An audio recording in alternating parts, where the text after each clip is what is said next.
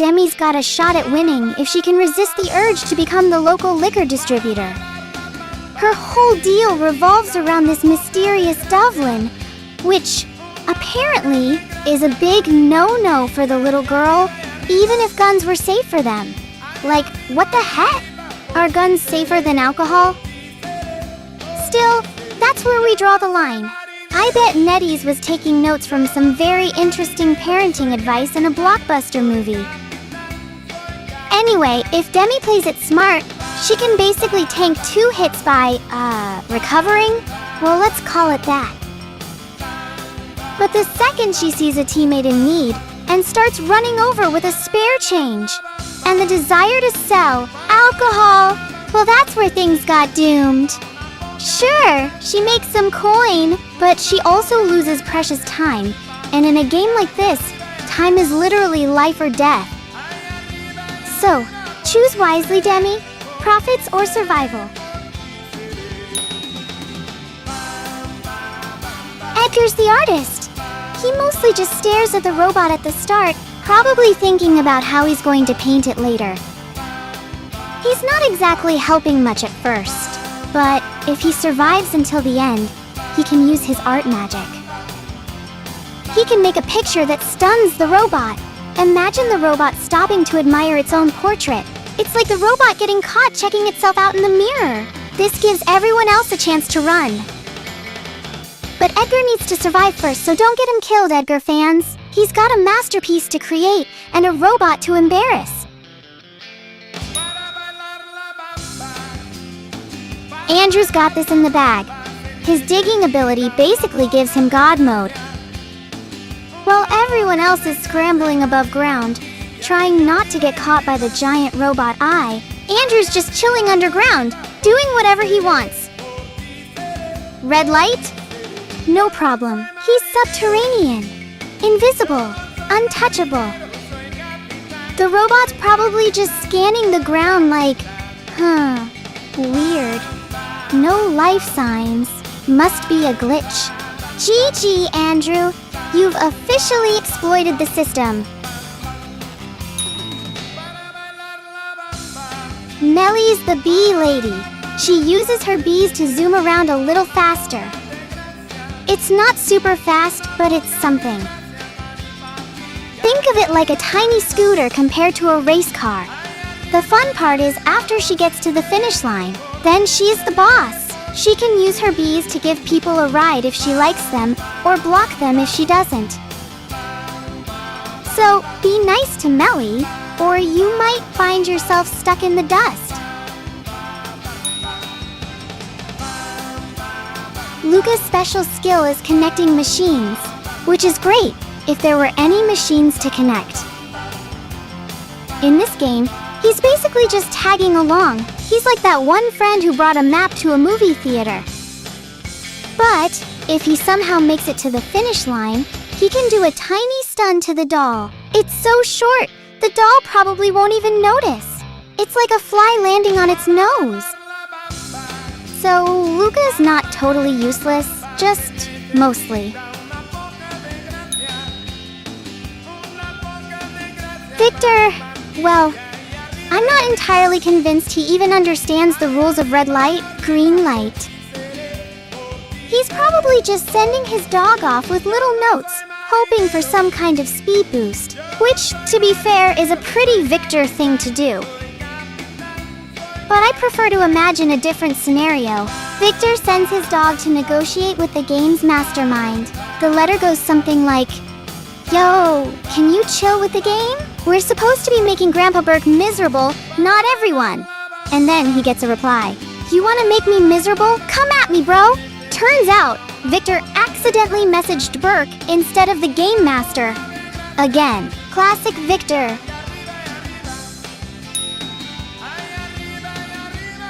Ganji's strategy is simple. Whack the robot in the eye with a cricket ball. He's basically aiming for a robotic bullseye. Now, Ganji's not just messing around. His cricket ball can actually stun hunters in the real game. So, picture this. Ganji sneaking up to the robot, lining up his shot, And bam! Cricket ball to the optical sensor. If he pulls this off, he's basically the hero of the day. Everyone owes him a round of applause, and maybe some eye drops for the robot.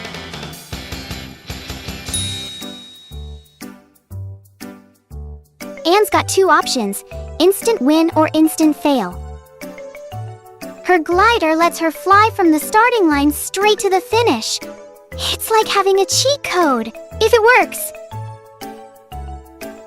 Here's the catch. If she doesn't land perfectly, she has to go all the way back for her catapult. Talk about a time waster. And if she tries to glide mid-game? Well, she can't exactly break in mid-air. So, if the robot yells, "Red light," while she's flying, then she's going to keep flying, high and high, right into the heaven. It's either a glorious victory or a one-way ticket to the sky. Emil's like a discount Spider-Man. He uses a grappling hook to swing around. It sounds cool, but it's not as easy as it looks. If he starts in the middle of the area, he has to run to a wall first, which wastes time. And even if he gets to a wall, he has to use the grappling hook just right. Mess it up, and he'll either swing back to where he started, or even worse, swing backwards. No wonder many Ada mains want a divorce from Emil mains. It's a relationship based on constant disappointment. Even if he gets the first swing right, he only has 3 hooks. So, he has to do this perfectly 3 times in a row. Good luck, Emil. You're going to need it. And let's just hope he's not swinging around when the robot says red light. Because if that's the case, then it won't be a good luck, Emil. It would be a have a good time, Emil. Ada, Emil's girlfriend, is basically relying on Emil not to mess things up. If he plays perfectly, they're a dream team. If he doesn't, well, let's just say she would need to make a last will. Here's the idea. If Emil does everything perfectly, which is a big if, Ada can use their magnetic connection to zoom over to him super fast, just like a bullet train. And if Emil messes up, which is highly likely to be honest, Ada can become his emergency brake. If he's about to get caught, she can just stand nearby, and he can use their connection to pull himself to safety. It's like a last-minute rescue mission, but with more awkward clinging. The big problem? They can't exactly turn off their magnet power. So, if the robot yells, "Red light," while they're in the middle of a magnetic embrace, they're both doomed. They'll just keep pulling towards each other, right into the robot's line of sight. It's a romantic tragedy in the making. They're basically setting themselves up for a Romeo and Juliet drama. Orpheus is basically the player number 001 of this whole operation. He's the sneaky mastermind hiding in plain sight, just like in the real Squid Game. He's the one you don't want to trust. His special power is swapping places with the hunter. So, imagine this. He's almost at the finish line. And poof, he swaps with the giant robot. Instant win! Everyone else is just staring in disbelief. And if he breaks the rules? Oh, please. Orpheus is the rules. He's not getting punished. He's the one doing the punishing. He's the ultimate rule bender, the king of cheating. Basically, he's the villain you love to hate, or just hate. Memory is the definition of overpowered. She's basically playing on super easy mode. While everyone else is scrambling and sweating, she's just chilling, sipping tea with Fiona, because why not? Together, Memory and Fiona would watch the chaos as if they're watching a disaster movie. Her big cheat move is teleporting to anyone who reaches the finish line. Boom! Instant second place. Or first, if she's feeling extra bold. It's so unfair, isn't it? She's the primary reason why everyone sends death threats in the post-match chat. But if you try to mess with her, which I believe everyone wants to, she can unleash some serious mayhem. Using her paper of disaster, she can cause random eliminations. So, think twice before sending her hate mail. She might just decide to take you and a bunch of other people down with her by placing that cursed paper when the robot is on alert. She's the character everyone loves to hate and fears. Basically, she's the reason for all the death threats in the chat.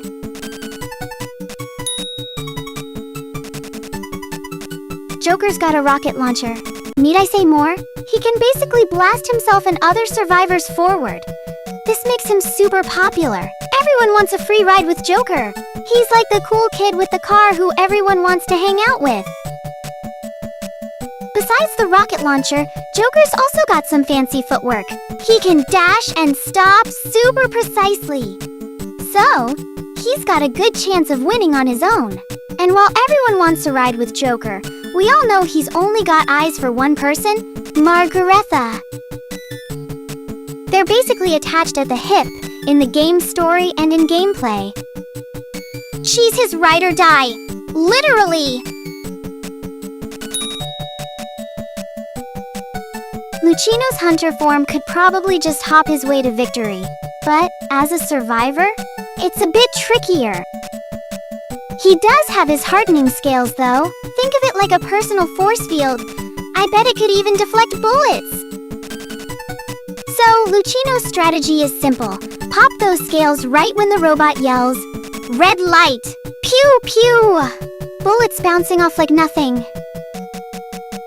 The only downside? Those ricocheting bullets have to go somewhere, right? And who's always in the wrong place at the wrong time? You guessed it. Lucky Guy. He's basically a magnet for epic disaster. Sorry, Lucky Guy. It's just your luck, or lack thereof.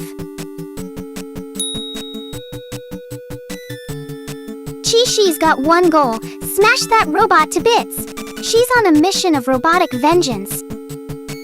She's basically channeling her interaction hero. Her flute gives her a little leap and a slight speed boost. She's going to be zooming to that finish line like a caffeinated hummingbird. She's so determined to destroy that robot, she's probably already practicing her victory speech. But perhaps she doesn't even know that the robot is made of metal. Not cardboard, not paper, not even plastic. Metal. So, when Shiyi finally gets to the finish line and starts whacking away with her bamboo flute, I'm betting the flute's going to break long before the robot even gets a scratch. And her self-esteem? Probably taking a hit too. It's going to be less epic robot takedown and more awkward flute malfunction. Well, maybe she should have brought a hammer. Fred's all about music, which isn't exactly a useful skill in a life-or-death game of red light, green light. He can use his tuning fork for a little speed boost, which is nice, but it's not exactly game-breaking. It's like comparing a scooter to a rocket. There's a conspiracy theory going around that Fred's actually one of the guards in disguise. I mean, think about it. Pink clothes, guns. Fred wears red and shoots a gun. It's like he accidentally wandered into the wrong faction. He's basically cosplaying as a survivor, and nobody's called him out on it yet. Alice is, well, let's just say she has questionable parenting skills. She's a journalist, but she really needs to interview a therapist. Her whole thing is summoning a child and then kicking them to get a speed boost. It's not exactly winning any Mother of the Year awards. In red light, green light, I imagine she'd use the kids as human shields. Whenever the robot's about to zap someone, she just shoves a kid in front.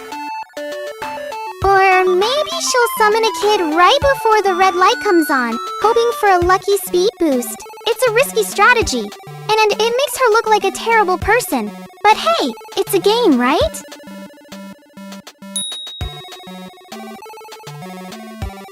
Charles is pretty straightforward. He has a jetpack, so he's probably just gonna fly to the finish line. Unlike Anne, he can actually control his flight, so he won't accidentally fly into the stratosphere when the red light comes on. Other than that, Charles is just normal. He's the average Joe of this whole crazy game. But I have to admit, seeing him use his jetpack is always funny. It's like watching a dad trying to show off his new gadget. It's just inherently amusing. Lily the cheerleader is all about speed and support. Her speed boost is perfect for red light, green light. When the robot yells green light, she can zoom forward like a rocket, hopefully stopping just in time before red light comes around. It's a risky strategy, but hey, she's got the spirit. And despite her age, she's actually the team mom. She can give other players speed boosts and even revive them if they get taken down. She's basically the ultimate support character. But let's be real, she's probably going to prioritize the people who are nice to her. No free revives for the jerks. Matthias has a pretty sneaky ability. He can switch minds with his doll, Louie.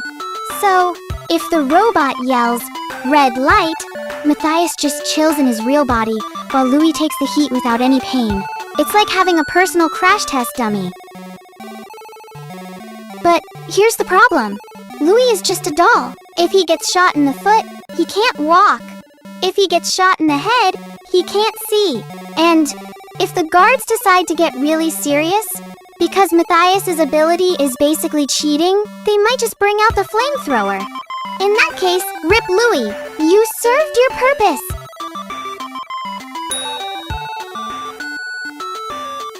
Florian's got two options. Be a team player or be a lone wolf. He can put down bouncy balls that give everyone a huge speed boost. It's basically a free ride to the finish line for everyone. He's like the Santa Claus of red light, green light. But if he's feeling selfish, and let's face it, we all have those days, he can just keep the bouncy balls in his disposal and run ahead without deploying any of it. It's every man for himself. He's basically saying, good luck, everyone. You're on your own. It all depends on his mood.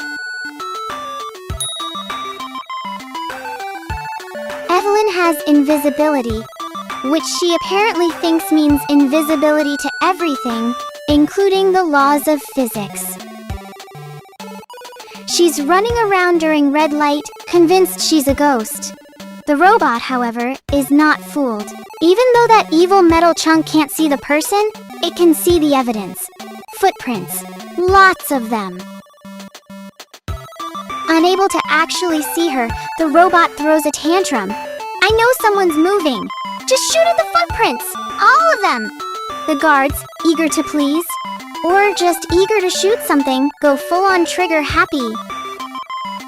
What follows is less a game of red light, green light, and more a scene from a bad action movie. By the time the next green light rolls around, it's a ghost town. Half the players, if not all of them, are out of the game. Evelyn, needless to say, is not making any new friends. If anything, she's basically the public enemy #1.